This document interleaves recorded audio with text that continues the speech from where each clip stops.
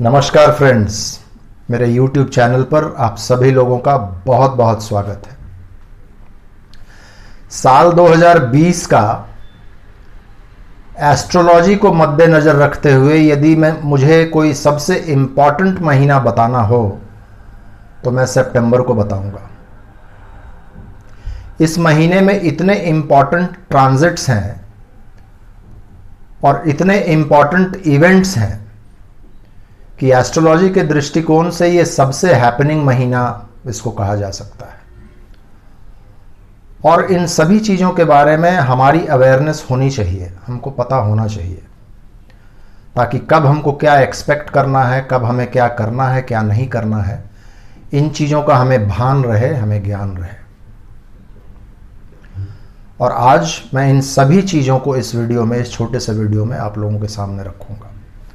So last तक इस video को देखिएगा। आपने अभी तक यदि मेरे चैनल को सब्सक्राइब नहीं किया है तो कर लीजिएगा और बगल के बेल आइकन को दबा लीजिएगा। फ्रेंड्स, जैसे ही इस महीने का शुरुआत होता है, शुक्र मिथुन राशि से कर्क राशि में आते हैं, बुध कन्या राशि में आते हैं, कन्या राशि में आते ही बुध उच्च के हो जाते हैं।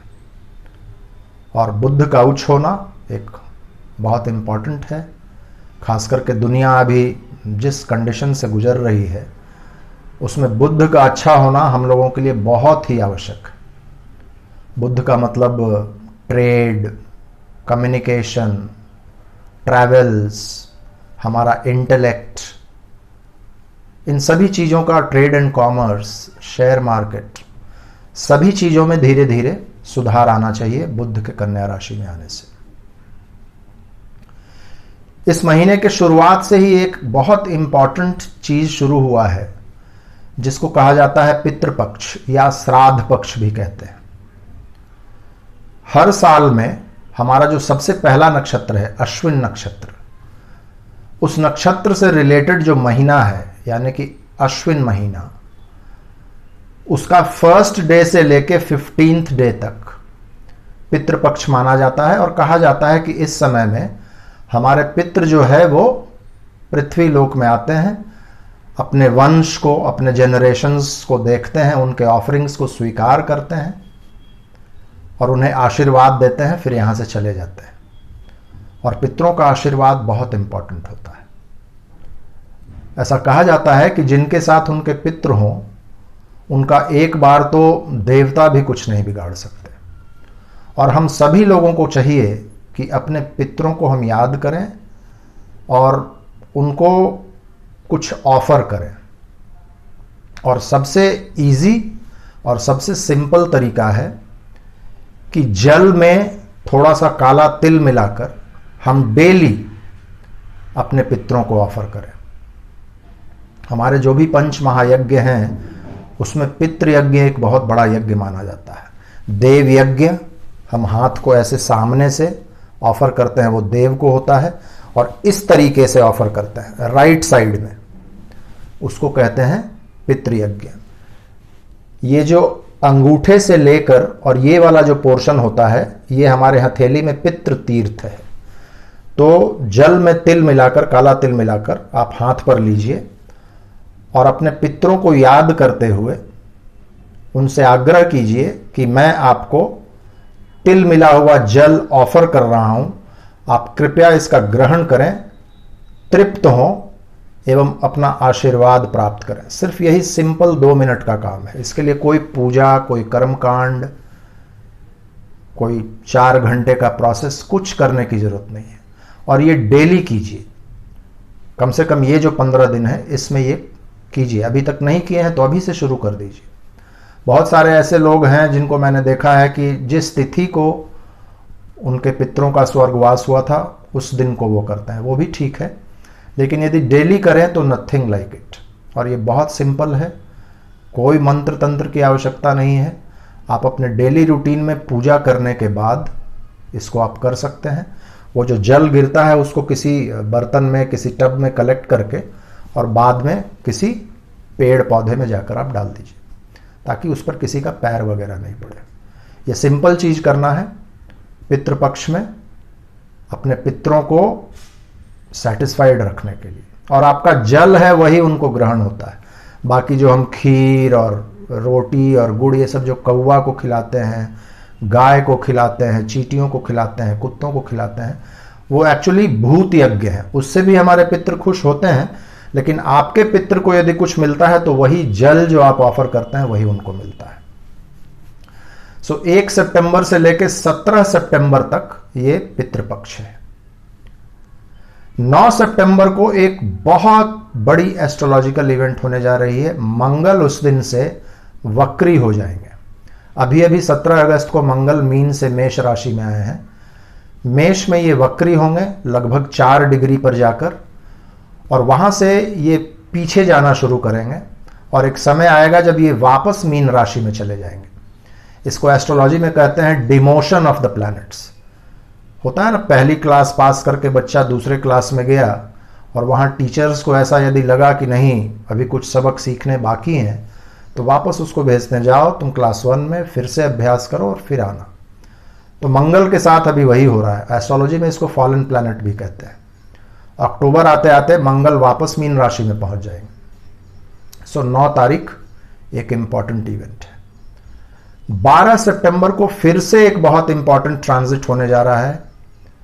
इसमें कोई ग्रह घर नहीं बदलेंगे, लेकिन गुरु जो पिछले मई से वक्री चल रहे हैं वो अब मार्गी हो जाएंगे धनु राशि में, और ये बहुत इंपॉर्टेंट है। गुरु का मार्गी होना बहुत सारे चीजों में बहुत लाभ देगा। हमारी कुंडली के बहुत सारे चीजों के सिग्निफायर गुरु होते हैं, और सभी अच्छे चीजों का सिग्निफिकेशन गुरु के पास है। गुरु का वक्री से मार्गी होना हम सभी के लिए बहुत इंपॉर्टेंट रहेगा, और खास करके ये जो अभी पैंडेमिक का सिचुएशन चल रहा है इसमें इसका बहुत लाभ होगा। गुरु वक्री होकर जैसे ही धनु में आए और केतु के साथ उनका कंजंक्शन हुआ तो पॉजिटिव्स भी बहुत आए, लेकिन नेगेटिव्स भी आए। केसेस लगातार बढ़ने लगे। हालांकि पॉजिटिव में आप देखिए वैक्सीन के हम बहुत करीब हैं, हमारा इम्यूनिटी लेवल बढ़ गया है, रिकवरी रेट बढ़ गया है। हमने बहुत सारे ऐसे ऐसे प्रोसेसेस डेवलप कर लिए हैं जिससे कोरोना पर हम अब आसानी से विजय प्राप्त कर रहे हैं, जैसे प्लाज्मा थेरेपी वगैरह। तो अब पॉजिटिव्स में बहुत ज़्यादा स्पीड अप, एक गति आएगी। ये हुआ 12 तारीख। 16 सितंबर को सूर्य जो है वो सिंह से कन्या में जाएंगे। ये भी एक इंपॉर्टेंट ट्रांजिट है। 17 तारीख को 17 सितंबर को पितृपक्ष समाप्त हो रहा है, और 18 से अधिक मास, पुरुषोत्तम मास की शुरुआत होगी। ये भी एक बहुत इंपॉर्टेंट चीज है जो 3 साल में एक बार आता है। हम लोगों का जो हिंदू कैलेंडर है जो चंद्रमा पर आधारित है, हर 3 साल में हमारे जो कैलेंडर में 1 महीना एक्स्ट्रा बढ़ जाता है। इसको बहुत सारे लोग पुरुषोत्तम मास कहते हैं, बहुत सारे लोग अधिक मास कहते हैं एक्सक्यूज मी। बहुत सारे लोग इसको मला मास भी कहते हैं, गंदा मास भी कहते हैं। पुरुषोत्तम मास इसलिए क्योंकि ये आपको अच्छा काम करने का ये महीना होता है, स्पिरिचुअलिटी का महीना होता है, अपने आप को परिष्कृत करने का ये मंथ होता है, कलेक्टिवली दुनिया के लिए अच्छा काम करने का ये महीना होता है। पर्सनल, व्यक्तिगत जितने भी ऑस्पिशियस चीज हैं उनको नहीं किया जाता है इस महीने में, इसलिए इसको मल मास भी, गंदा मास भी बहुत सारे लोग कहते हैं। शादी हुआ, बच्चों का नामकरण संस्कार हुआ, यज्ञोपवीत संस्कार हुआ, गृह प्रवेश हुआ, कोई भी शुभ काम इस पीरियड में नहीं होता है। सो ये भी एक बहुत इंपॉर्टेंट पीरियड शुरू हो रहा है सितंबर से ही, और ये 1 महीने तक चलेगा, 18 अक्टूबर तक चलेगा। 21 तारीख को बुध जो अभी उच्च के हैं कन्या में वो चेंज करेंगे और तुला में जाएंगे। ये भी इंपॉर्टेंट है ट्रांजिट। 23 सितंबर को इस महीने का सबसे इंपॉर्टेंट ट्रांजिट होने जा रहा है। राहु और केतु पिछले 18 महीने से मिथुन और धनु के एक्सिस को पकड़े हुए हैं। इस एक्सिस को वो छोड़ेंगे, उनका राशि परिवर्तन होगा। राहु आ जाएंगे वृषभ में और केतु आ जाएंगे वृश्चिक में, और अगले 18 महीने तक फरवरी 2022 तक वहीं रहेंगे। ये एक बहुत इंपॉर्टेंट इवेंट है। इससे पूरी दुनिया में हमारे व्यक्तिगत जीवन पर बहुत बदलाव आने जा रहे हैं। इस पर मैं एक अलग से वीडियो भी बनाऊंगा। इनफैक्ट मैंने जितने भी इंपॉर्टेंट ट्रांजिट्स बताए हैं सब पर मैं आपको अलग अलग वीडियो दूंगा, जिसमें मैं उस पर विस्तार से चर्चा करूंगा। ये राहु केतु का ट्रांजिट बहुत इंपॉर्टेंट होगा, बहुत सारे बदलाव आएंगे और बहुत सारा सिचुएशन जो अभी एग्जिस्टिंग है, खास करके कोरोना वाला सिचुएशन, इसमें हम लोगों को बहुत लाभ मिलने वाला है। इससे एक हीलिंग टच मिलेगा इस पूरी दुनिया को। आप यदि ट्रू नोड को फॉलो करते हैं तो ये ट्रांजिट 19 को ही हो जाता है, और आप यदि मीन नोड को फॉलो करते हैं, भारत के अधिकतर एस्ट्रोलॉजर्स मीन नोड को फॉलो करते हैं, तो ये 23 सितंबर को होने जा रहा है। उसके बाद 29 सितंबर एक और बहुत बड़ा इंपॉर्टेंट इवेंट है। शनि जो अभी तक वक्री चल रहे हैं मई से, आप लोगों को याद होगा 10 मई से लेकर 15 मई के बीच में शनि और गुरु दोनों वक्री हो गए थे।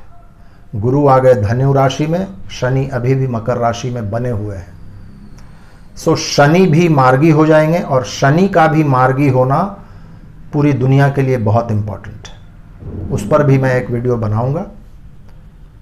तो ये जो खाका मैंने खींचा 1 सितंबर से लेकर लगभग 30 सितंबर तक, हर 4-5 दिन में कोई ना कोई इंपॉर्टेंट ट्रांजिट, कोई ना कोई इंपॉर्टेंट इवेंट है, और इन चीज़ों को हमको ध्यान में रखना चाहिए।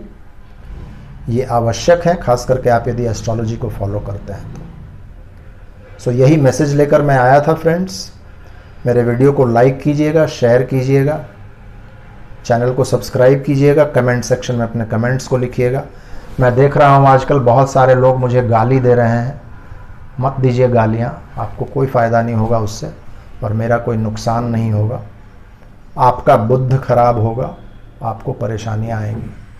सो प्लीज़ गाली मत दीजिए, सकारात्मक कमेंट्स लिखिए। मैं कोशिश करता हूँ कि हर कमेंट को पढूं, और आवश्यक होता है तो कमेंट्स का मैं जवाब भी देता हूँ। सो फिर से मिलेंगे किसी अगले वीडियो में। बहुत बहुत धन्यवाद। भारत माता की जय। हर हर महादेव।